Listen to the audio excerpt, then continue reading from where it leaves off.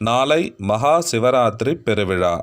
எம்பெருமானுக்கு 4 காலங்களிலும் மகா அபிஷேகம் நடைபெற்றாலும் ஒவ்வொரு காலத்திற்கும் உரிய சிறப்பு அபிஷேகப் பொருள் என்ன என்பதையும், என்ன விதமான அலங்காரம் செய்ய வேண்டும் என்பதையும், என்ன நிவேதனம், என்ன வஸ்திரம் சார்த்த வேண்டும், யார் யார் எந்தெந்த காலங்களில் பூஜை செய்கிறார்கள் என்பதவற்றையும் இந்த பதிவிலே சிந்திக்கலாம்.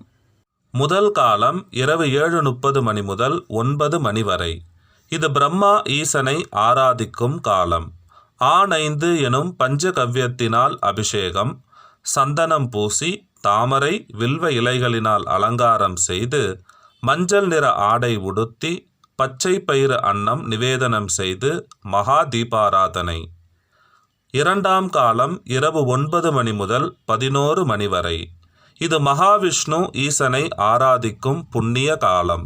சர்க்கரை, தேன், பால், தயிர், நெய் கலந்த ரசபஞ்சாமிர்த திருமஞ்சனம். நீல வண்ண ஆடை உடுத்தி, அகில், பச்சை கற்பூரம், பன்னீர் சேர்த்து அரைத்து எம்பெருமான் திருமேனியிலே பூசி, துளசி மற்றும் தாமரை மலரினால் அலங்காரம், பாயசம் நிவேதனம். மூன்றாம் காலம் இரவு 12 மணி முதல் 1:30 மணி வரை. அம்பிகை ஈசனை ஆராதிக்கும் புண்ணிய காலம் இது. தேன் திருமஞ்சனம் நடைபெற்று, பச்சை கற்பூரம் பூசி, மல்லிகை வில்வ இலைகளினால் அலங்காரம், சிவப்பு பட்டு சார்த்தி எள் அன்னம் நிவேதனம் செய்யப்படுகிறது. இது லிங்கோத்பவ காலம் என்பதால் எம்பெருமானுடைய ஆலயத்திற்கு மூலவருக்கு பின்புறம் இருக்கக்கூடிய லிங்கோத்பவ பெருமானுக்கு மகா அபிஷேகம் அனைத்து சிவாலயங்களிலும் நடைபெறும். அந்த அபிஷேகத்தையும் தீபாராதனையும் அவசியம் தரிசனம். 4ஆம் காலம் அதிகாலை 4:30 மணி முதல் 6 மணி வரை.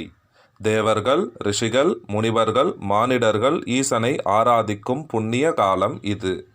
வெள்ளை நிற ஆடை உடுத்தி, கரும்புச்சாறு திருமஞ்சனம் செய்து, குங்குமப்பூ, நந்தியாவட்டை அரைத்து பூசி, சிவந்த அல்லி மலர்களினாலும் நீலோத்பல மலர்களினாலும் நந்தியாவட்டை மலர்களினாலும் அலங்காரம் செய்யப்படுகிறது.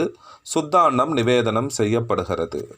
இவ்வாறு 4 காலம் நடக்கும் அபிஷேக ஆராதனைகளில் அவசியம் கலந்து கொண்டு ஈசன் திருவருள் பெறுவோம்.